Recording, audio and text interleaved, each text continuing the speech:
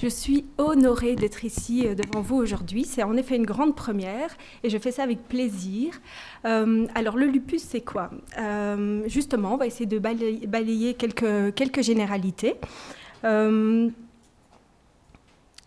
D'abord avec un bref rappel ou une brève explication sur le système immunitaire. Parce que finalement, le lupus, c'est une maladie auto-immune, oui, mais le système immunitaire, c'est quoi ? Vous savez que le système immunitaire est censé nous protéger contre les agressions extérieures. Donc quand il y a un méchant microbe, que ce soit un virus, une bactérie, il y a des globules blancs qui entrent, qui se placent pour agir, produire des anticorps, et c'est ce qu'on appelle en fait la réaction immunitaire. Donc c'est pour essayer de contenir cette agression extérieure. Dans le lupus, ces anticorps produits vont être donc produits par le lymphocyte B, qui est un sous-type de globule blanc, peu importe, et ces anticorps, en fonction de leur type, vont aller se déposer sur un organe en particulier. En l'occurrence, ici, l'exemple, c'est au niveau rénal. En amont de cette production d'anticorps, se passe plein de choses, comme vous voyez, avec beaucoup de cellules qui interagissent, peu importe, et qui s'envoient des messages, on en reparlera plus tard. Quelles sont les causes du lupus ? Eh bien, au jour d'aujourd'hui, elles ne sont pas formellement identifiées. C'est vrai qu'on a évoqué un terrain familial, ce qui ne veut pas dire que le lupus se transmet de génération en génération, comprenez-moi. Ça veut simplement dire que parfois, on peut voir des cas de pathologie auto-immune dans la famille, que ce soit au niveau thyroïdien ou autre. Ça touche préférentiellement les femmes. Sur 10 patients concernés par le lupus, 9 seront des femmes, ce qui suggère une influence hormonale. Certains médicaments peuvent être responsables et provoquer des lupus induits. Et d'autre part, il y a les ultraviolets. C'est pour ça qu'on vous demande de vous protéger du soleil. Ça ne va pas déclencher un lupus, provoquer la maladie, mais ça peut en précipiter une poussée. Pardon, j'ai été trop vite. Alors, il y a la manifestation du lupus la plus connue, qui, bien que rare, reste dans les esprits. Et vous avez ici un exemple qui est caricatural. Évidemment, on ne voit pas ça en pratique quotidienne.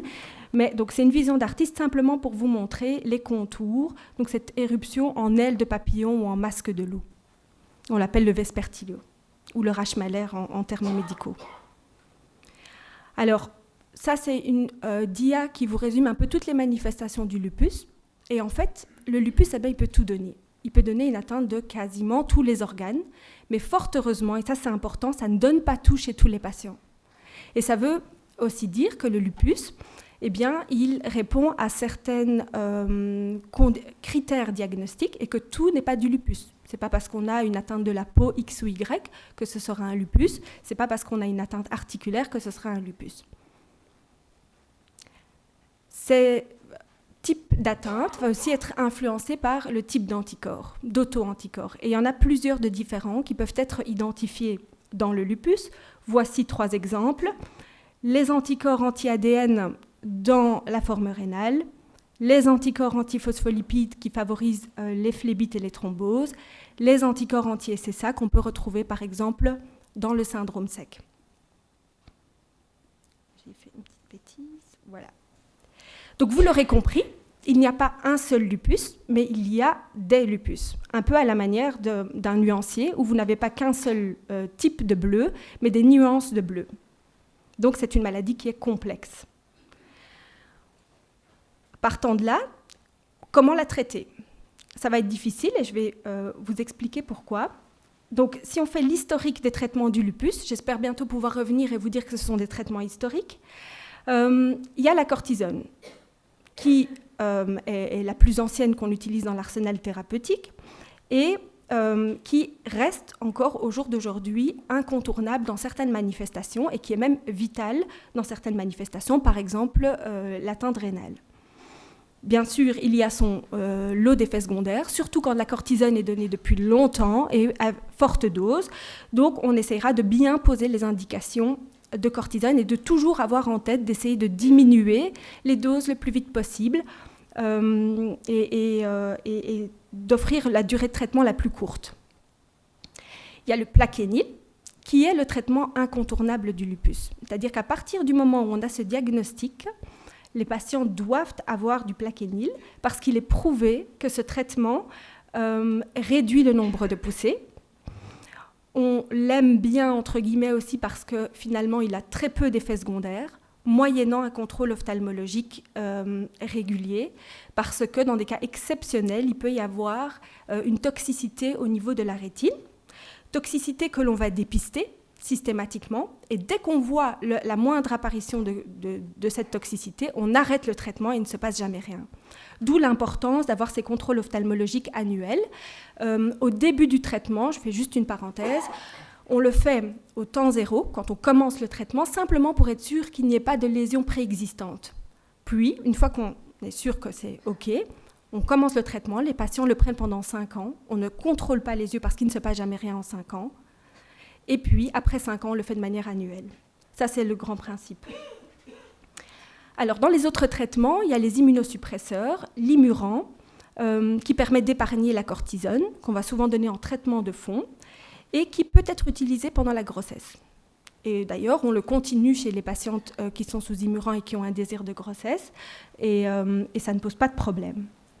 Il y a l'Endoxan, qui, bien sûr, est utilisé dans les formes plus sévères de la maladie, les atteintes rénales, les atteintes neurologiques. L'Endoxan a mauvaise presse parce que c'est vrai qu'à forte dose, il peut donner des ennuis au niveau de la fonction ovarienne, mais on vient de prouver que des petites doses ne donnent pas cet effet secondaire-là. Il y a le Celcept, et on en a parlé il y a quelques instants. Vous connaissez toutes les difficultés qu'on a eues à obtenir le remboursement de ce médicament en Belgique. Et il y a le premier agent biologique qui a été validé dans le lupus et qu'on appelle le Belimumab ou Benlysta, qui a montré son efficacité dans plusieurs essais cliniques, mais qui n'est, et je le réexpliquerai par la suite, pas la panacée, il ne résout pas tout, et qui est encore à l'étude dans les atteintes rénales. Vous l'avez vu, il y a plusieurs médicaments, on a donc le choix, mais comment va-t-on choisir ? Je vous ai dit, le lupus, c'est une maladie qui est complexe, c'est aussi une maladie rare, c'est difficile d'établir des recommandations pour cette maladie, ce n'est pas comme une pneumonie, qui est une maladie fréquente, avec un traitement qui est des recommandations qui sont codifiées. Et donc, en fait, on procède souvent par essai-erreur. Tous les patients ne vont pas répondre au même traitement. Aussi, on ne va pas suffisamment être capable de prédire ce que va donner un traitement chez un patient en particulier et de prédire l'évolution ultérieure. Bien sûr, en cas de non-réponse, il va falloir envisager de changer de traitement. Et donc, on peut faire mieux.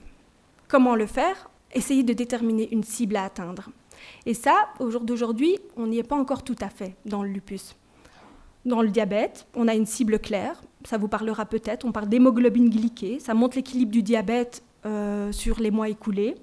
Dans l'hypertension artérielle, ça vous parlera peut-être plus. La définition de l'hypertension artérielle, c'est une tension de 14,9 minimum, voire plus. Et quand on traite, comme un médicament pour baisser la tension, on vise moins que 14,9, donc on vise autour de 13,8. Dans le lupus, on est un petit peu plus exigeant. Dans la polyarthrite rhumatoïde, on a aussi des cibles SWAT. Dans le lupus, ça reste à définir. Alors, comment est-ce qu'on le fait ? On a commencé à le faire. Dans le lupus rénal, voici un graphique que vous allez très bien comprendre dans quelques minutes. Je vais vous l'expliquer. Il est en fait très simple. Donc, nous, ce qu'on a fait, c'est qu'on a suivi des patients qui ont un lupus avec une atteinte rénale pendant 10 ans. Et puis, au bout de 10 ans, on les a divisés en 2 groupes. On a regardé les patients qui avaient une insuffisance rénale après 10 ans et ceux qui n'avaient pas d'insuffisance rénale. Après 10 ans, ceux qui avaient une insuffisance rénale sont représentés ici par les bâtonnets gris. Ceux qui n'avaient pas d'insuffisance rénale, donc qui évoluaient bien, sont représentés par les bâtonnets noirs. Et on s'est demandé après 10 ans, tiens, est-ce qu'on n'aurait pas pu prédire qui allait bien ou mal évoluer depuis le tout début ? Et donc, on est allé regarder ce qui se passait la première année de traitement. Vous voyez ici, à la verticale, c'est le taux de protéines de 24 heures. Ici, ce sont les différents temps auxquels on a mesuré ce taux de protéines de 24 heures la première année. Vous voyez ici que juste avant de traiter, eh bien, les taux de protéines entre ceux qui allaient bien évoluer de ceux qui allaient mal évoluer étaient les mêmes. La différence n'était pas significative. Donc en fait, au départ, ils étaient plutôt similaires, les deux groupes. Difficile de prédire au départ qui allait bien ou mal évoluer. Puis on a regardé à 3 mois, à 6 mois et à 12 mois. Et là, on s'est rendu compte qu'il y avait des différences entre les deux groupes. Et la différence, c'était quoi ? C'était en fait que, comme vous le voyez, le taux de protéines chez les patients qui vont bien évoluer 10 ans après a diminué régulièrement au cours de la première année. Une petite parenthèse, quel est ce taux de protéines à atteindre, quel est ce seuil à atteindre à la première année ? Peu importe, on a fait des méthodes statistiques pour essayer de le déterminer. Et en fait, il faut être en dessous d'1 gramme de protéines par 24 heures, et plus précisément entre 0,7 et 0,8 grammes par 24 heures. Ça a été mis en évidence dans 2 études différentes. Ça, c'est un exemple de cible. Mais vous l'aurez compris, ça ne répond que partiellement à une seule question. Mais on manque de cibles pour les autres atteintes, et même dans l'atteinte rénale, ça n'est pas suffisant que pour prédire. Par exemple, je vous ai dit, ceux qui atteignent la cible, on va pouvoir les rassurer quant à leur évolution ultérieure, dans la majorité des cas, mais vous me direz qu'est-ce qu'il advient de ceux qui n'atteignent pas la cible ? Eh bien, parmi eux, beaucoup vont aussi bien évoluer. Et donc, cette cible-là n'est pas encore assez discriminante que pour bien faire la différence entre les deux groupes. Donc, il y a encore du chemin à parcourir. La cible thérapeutique devra encore être individualisée, je vous l'ai dit. Tous les patients ne vont pas répondre au même traitement. Donc la médecine moderne, ça va être d'essayer de ne pas procéder par essai-erreur, mais de définir d'emblée quel traitement pourrait être profitable aux patients que l'on a en face de soi. Je vous ai déjà montré ça. Je vous ai dit que c'était la réaction immunitaire qui donnait lieu au dépôt d'anticorps dans les organes et aux manifestations de la maladie. Mais je vous ai dit qu'en amont, il y avait tout un cirque qui se tramait entre différents acteurs qui s'échangeaient des petits messages. Des médiateurs, en fait, et à ces différents niveaux, on va pouvoir agir avec des traitements particuliers. Ça, c'est la médecine moderne, l'usage d'agents biologiques. Je vous donne un exemple, peu importe. C'est ce messager-ci qu'on appelle l'interféron. Il est présent chez certains patients, pas présent chez d'autres. Voilà, donc ça montre en fait ici en rouge les patients chez lesquels c'est présent, les patients atteints d'un lupus, et ceux qui sont atteints d'un lupus et qui ne l'ont pas, ils sont ici en vert. Et quand on le compare à des contrôles, donc des gens qui n'ont pas de lupus, eh bien c'est vert aussi, donc ils ne l'ont pas non plus. Donc vous voyez que la population de patients lupiques est hétérogène également, et il va falloir essayer de déterminer chez qui ce genre de traitement va pouvoir être profitable. Donc l'avenir est rempli d'espoir. Pourquoi ? Parce que les vieilles molécules ne sont pas à jeter à la poubelle. Elles ont un certain degré d'efficacité, elles en auront probablement un plus grand si on les combine. Comme certaines équipes ont essayé de le faire, avec 2 immunosuppresseurs, le Celcept et le Prograft. Vous voyez ici l'axe vertical, le pourcentage de patients qui répondent au traitement. Et vous voyez qu'en associant les 2 médicaments, il y a plus de réponses que chez ceux chez lesquels on utilise un seul traitement. Donc il y a peut-être un intérêt à associer les traitements. Il y a aussi beaucoup d'agents biologiques qui sont en cours d'étude, beaucoup de choses qu'il faudra suivre et qui sont prometteuses et qui donneront probablement de bons résultats. Et alors, j'aurais dû même commencer par ça, il ne faut pas oublier les basiques. Et parmi les basiques, il y a bien sûr l'exercice physique. Et l'exercice physique, c'est ce qui a été prouvé qui diminue le plus la fatigue en fait, des patients lupiques. Donc, l'exercice physique est central. Il permet également d'abaisser le seuil de la douleur et d'améliorer la qualité de vie d'une manière générale. Je vous l'ai dit, il faut éviter l'exposition solaire et en tout cas se couvrir d'un indice de protection maximale à renouveler idéalement toutes les 2 heures. L'arrêt du tabagisme est central parce que c'est un facteur de risque cardiovasculaire, évidemment. C'est pas bon pour plein de choses que vous connaissez aussi bien que moi, mais c'est particulièrement pas bon pour le lupus, qui lui-même est un facteur de risque cardiovasculaire. Il n'est pas bon non plus pour la peau dans le lupus, enfin, il n'est bon pour rien. Donc on encourage les patients qui ont un lupus à essayer d'arrêter de fumer. Contrôler les facteurs de risque cardiovasculaire est également essentiel. Et bien sûr, celle-ci aussi aurait pu figurer parmi les premières DIA, il faut tenir compte de la problématique de la non-adhésion thérapeutique, qui est un problème qui est vraiment central et qui est fréquente, qui est normale en fait, parce que quand on a une maladie chronique et qu'on prend des pilules pendant des années, est bien courageux celui qui prend toutes ces pilules tout le temps bien comme il faut. Mais le risque, en fait, de la non-identification de cette problématique de notre part, c'est le risque d'escalader dans les traitements. Et de se dire, bah tiens, on a face à nous un patient qui est réfractaire et on va devoir donner toujours plus et toujours plus fort. Donc, c'est quelque chose qu'on doit ensemble essayer de travailler et on doit, je pense, laisser plus une place à cela dans nos consultations.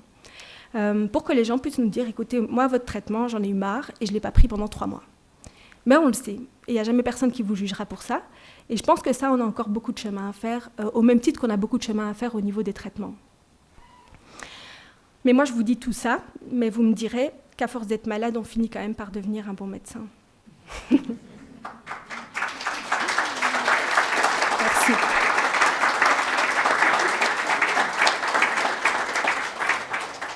Merci beaucoup.